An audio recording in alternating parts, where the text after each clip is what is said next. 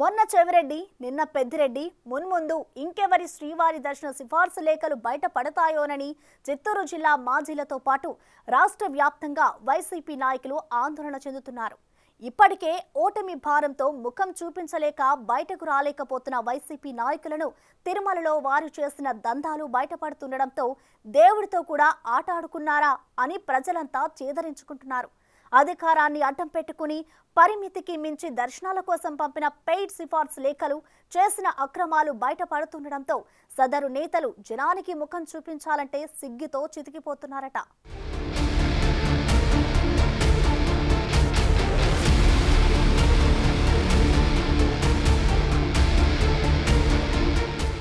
తిరుమల శ్రీవారి దర్శనమంటే భక్తులు క్యూలు కట్టి ఎదురు చూస్తుంటారు. గోవిందుని క్షణకాల దర్శనం కోసం పరితపించిపోతుంటారు. సామాన్యుడైతే అష్ట కష్టాలు పడి క్యూలైన్లలో స్వామివారిని ఒక్క క్షణం దర్శించుకుని దేవుడా అని సంతృప్తి చెందుతారు.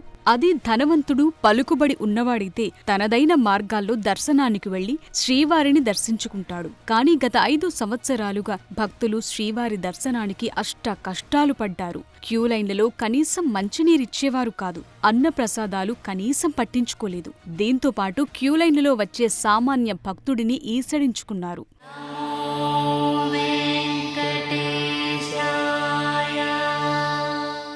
వైసీపీ పెద్దల సిఫారసుతో వచ్చిన వారికి మాత్రం పెద్దపీట వేశారు. అధికార పార్టీలో కీలక నాయకుల ఉత్తరాలతో వందల మంది ఒకే రోజు దర్శనం చేసుకున్నట్లు ఆధారాలు బయటపడుతున్నాయి. 15 రోజుల క్రితం చంద్రగిరి మాజీ శాసనసభ్యుడు చెవిరెడ్డి భాస్కర్ రెడ్డి సిఫారసు లేఖ ఒకటి బయటపడింది.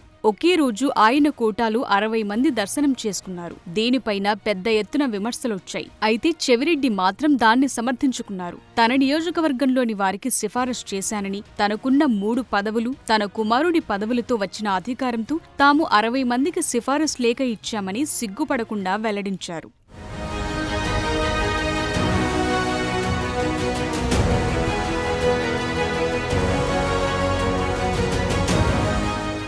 ఇక తాజాగా మాజీ మంత్రి పెద్దిరెడ్డి రామచంద్రారెడ్డి సిఫారసు చేసిన మరో లేఖ బయటపడింది. ఇందులో 18 తోమాల సేవ టికెట్లతో పాటు 70 మందికి దర్శనం కోసం సిఫారసు చేశారు. ఇందులో ప్రోటోకాల్ దర్శనం, బ్రేక్ దర్శనం టికెట్లున్నాయి. ఆయన సిఫారసులతో దర్శనానికి వచ్చిన వారిలో అత్యధికులు ఇతర రాష్ట్రాల వారే. దానిపై జనసేన నాయకులు కిరణ్ రాయల్ తీవ్ర స్థాయిలో విమర్శలు చేశారు.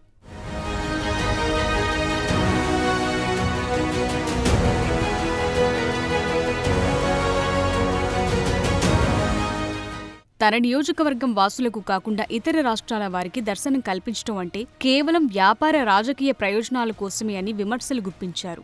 మరోవైపు ఇక మాజీ మంత్రి రోజా కూడా ప్రతి వారం దర్శనానికొచ్చేవారని, ఆమె కూడా ఇంతకు మించి దర్శనాలు చేయించిందని విమర్శించారు. అప్పనంగా శారదాపీఠం స్వరూపానందకి తిరుమల కొండపై ఆస్తులు దోచిపెట్టిన వైసీపీ ప్రభుత్వం కొండపై ఇష్టానుసారం వ్యవహరించిందని మండిపడ్డారు. గత 5 సంవత్సరాల్లో తిరుమలను పూర్తిగా సర్వనాశనం చేసింది వైఎస్ఆర్ కాంగ్రెస్ పార్టీ వాళ్ళు.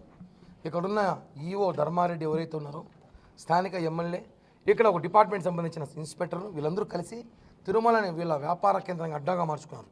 ఉదాహరణకి ఈరోజు తిరుమలలో మనం శారదాపేట స్వరూపానంద మఠంలో ఉన్నాం. యాక్చువల్లీ ప్రొసీడింగ్స్ ప్రకారం ఏ మఠం తిరుమలలో 50కి 100, 50 వెడల్పు 100 పొడుగు ఇస్తారు. మీకు ఇందాక చూపించా, ఇది డబల్ అయింది. 50-100 అక్కడ ఉంది, ఇక్కడ 50-100 మళ్ళా పడింది. దీనిపైన తిరుపతిలో స్టార్ హోటల్స్ కూడా పనికిరావు, అటువంటి నిర్మాణం చేస్తున్నారు.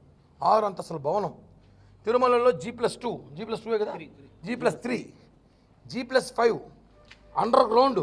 ఇంకా స్థలం వదిలితే కిందకు పోతారు. కింద పోయే ఛాన్స్ లేదు, ఎందుకంటే ఇక్కడ వర్షం వస్తే నిండిపోయి వరద నీళ్ళు వచ్చేది, దాన్ని ఆపేసి రోడ్డు వేసుకున్నారు వీళ్ళు మఠానికి కావాలని. అంటే ఎంత దారుణం అంటే, అధికారం చేతిలో ఉంటే స్వరూపానంద స్వామి ఇంత చేస్తాడా? స్వరూపానంద స్వామి జగన్ మించిపోయినట్టున్నాడు. జగన్మోహన్ రెడ్డి ఎక్కడైనా స్థలాలు కనిపిస్తే ఆయన పార్టీ కార్యాలయం కట్టవచ్చు 42 ఎకరాలు ఇచ్చాడంట. ఈయన వాళ్ళ గురువు గారు, గురువు అవుతాడో చిన్నాయన అవుతాడో ఏదో అవుతాడు స్వరూపానంద స్వామి ఆయనకి. ఆయన పాటలోనే ఇంత విచ్చలటి తిరుమల 8 లక్షల మంది జనం వస్తుంటే 6 అంతస్తుల భవనం పర్మిషన్ ఆమె పెట్టినాడు. అడిగితే అధికారులను ఒక్క పేపర్ లేదంట, కోర్టులో ఉందన్నారు. ఆల్రెడీ కోర్టులో స్టేట్మెంట్ మా దగ్గర ఉంది. కోర్టు డిస్ప్యూట్ ఇది మొత్తం ఫేక్ అని చెప్పి ఇచ్చింది కోర్టులో కూడా. మరోవైపు రోజా టూరిజం మినిస్టర్గా పనిచేయటంతో టూరిజం కోటాలో 2000 టికెట్లు ఆమె కోటాలో ఉంటాయని, అవి ఎక్కడికి పోయాయో రికార్డులు వెతికి చెప్తామని టీటీడీ అధికారులు అంటున్నారు. మాజీ డిప్యూటీ సీఎం నారాయణస్వామి కూడా కొండపై పెద్ద దందానే నడిపారట. 2014-19 మధ్యకాలంలో టీడీపీ ప్రభుత్వ హయాంలో ప్రతి మంత్రికి 2 సిఫారసు లేఖలు మాత్రమే అనుమతిచ్చేవారు. అదేవిధంగా ఎమ్మెల్యేకైతే ఒకటే ఇచ్చేవారు. పాలక మండలి సభ్యులకు కూడా 2 వీఐపీ బ్రేక్ దర్శనాలతో పాటు 10 సుపదం టికెట్లిచ్చేవారు.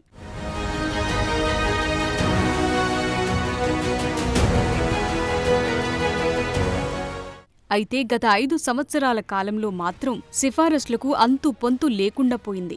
ఇష్టానుసారం బ్రేక్ దర్శనాలు నడిచాయి. జగన్ దగ్గర ఎవరెవరికి పలుకుబడి ఉందో వారు ఇష్టారాజ్యం వ్యవహరించారు. చివరికి వారికి వంతపాడిన మీడియాకు కూడా రోజు దర్శనాలే. వారి అధినేతలకైతే ఏకంగా న్యాయమూర్తుల్లాగా దర్శనం కల్పించారు.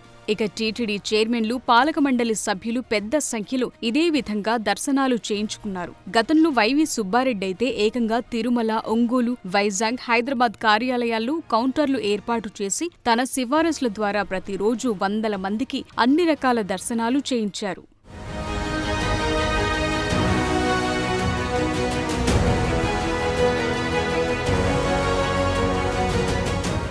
ఇక తిరుపతి మాజీ ఎమ్మెల్యే, టీటీడీ బోర్డు మాజీ చైర్మన్ పూమన కరుణాకర్ రెడ్డి సైతం సిఫారసు లేఖల పేరుతో పెద్ద వ్యాపారమే చేశారట.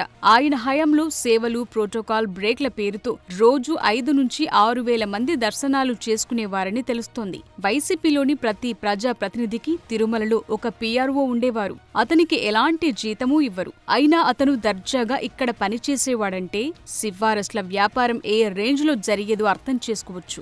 మొత్తం మీద గత 5 సంవత్సరాల కాలంలో దర్శనాల పేరుతో వైసీపీ నేతలు చేసిన అడ్డగోలు వ్యవహారమంతా బయటపడుతోంది. దాంతో జనంలోకి రాలేక వైసీపీ నేతలు సిగ్గుతో ముఖం చాటేస్తున్నారు.